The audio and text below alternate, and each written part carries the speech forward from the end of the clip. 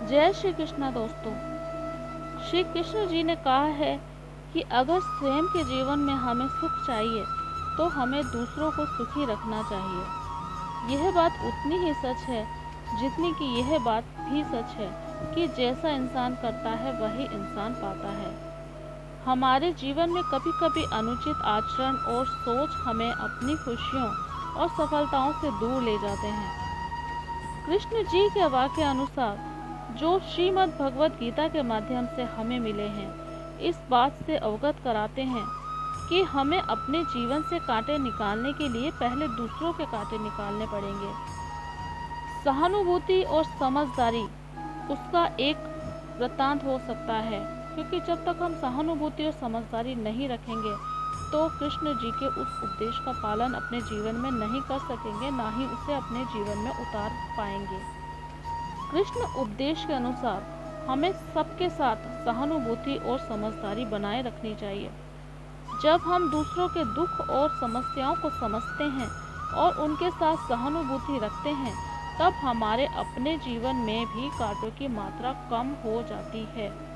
हम उन्हें तुरंत अपने अनुभवों से तुलना करने की बजाय दूसरों के जीवन में उठने वाले कांटों से सीख ले ही लेते हैं, और ले ही लेनी चाहिए दोस्तों।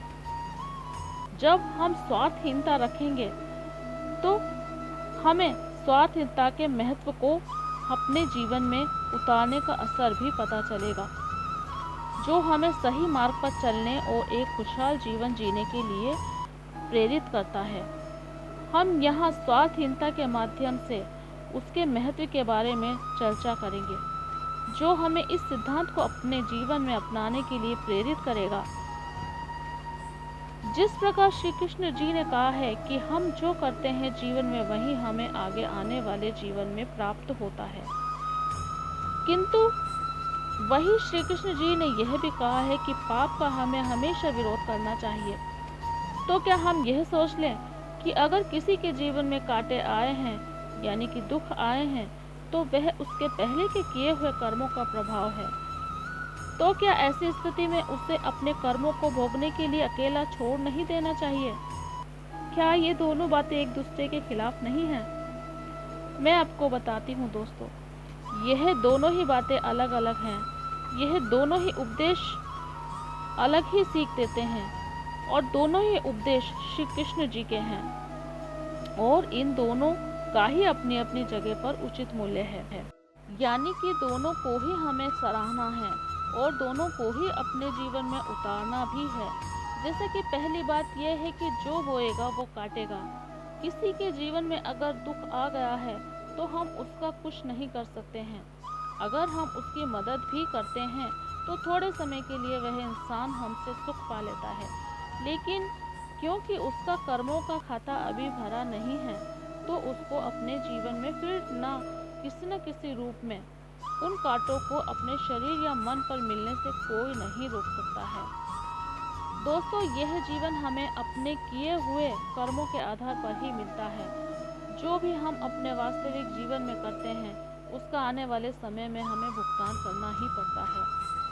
जैसे कि अगर एक व्यक्ति के पैर में कांटा चुभा है या दुख आ गया है और दूसरा व्यक्ति उसे निकालता भी है, तो कांटा जिस व्यक्ति के जीवन में चुभा है वह उस व्यक्ति के पूर्व कर्मों का हिसाब है जो ईश्वर ने उसे दिया है, और वह व्यक्ति जो उसके पैरों से कांटों को निकाल रहा है, वह चूंकि पुण्य का काम कर रहा है, तो उससे आने वाले समय में उसका भी भुगतान मिलेगा, यानी कि पुरस्कार मिलेगा।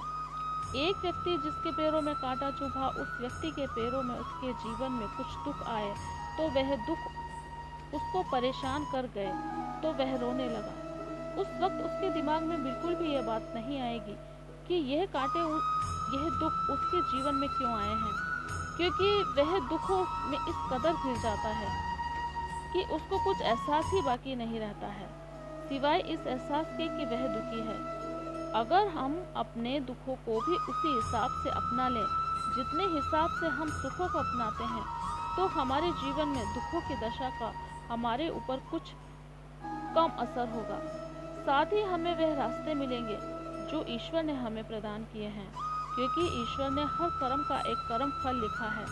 और अगर ऐसे वक्त में जिस वक्त हम अपने बुरे कर्मों का फल पा रहे हैं, ईश्वर के रास्ते पर चलना स्टार्ट कर देते हैं, तो हमारे जीवन में कोई भी दुख हमें ज़्यादा समय तक परेशान नहीं कर सकता है, क्योंकि ईश्वर ने यह भी कहा है कि जो हम कर्म वह हमको मिलता है। तो दुख के वक्त में अगर हम ऐसा कर्म कर दें कि जो हमारे दुख को ही खत्म कर दें, तो कितना ही अच्छा हो। तो दोस्तों, आप क्या पसंद करेंगे, अपने जीवन में कांटे या दूसरों के जीवन से कांटे निकालना पसंद करेंगे? सोचने वाली बात है। मैं आपके विचार कमेंट सेक्शन में ज़रूर जानना चाहूँगी, तो ज़रूर से आप मुझे इस बारे में बताइएगा कि मेरा ये अंतिम विचार आपको कैसा लगा, कि दुखों को किस प्रकार से हमको कम करना चाहिए। तो मिलते हैं दोस्तों अगले किसी ऐसे ही उपदेश के साथ में, एक अच्छी सोच और एक अच्छी सीख के साथ में। राधे राधे, जय श्री कृष्ण।